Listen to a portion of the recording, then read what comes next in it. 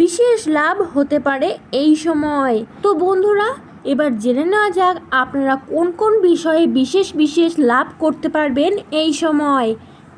প্রথমেই বলি, যারা খাদ্য ব্যবসার সঙ্গে যুক্ত আছেন তারা কিন্তু এই সময় খুবই ভালো ফলাফল লাভ করতে পারবেন।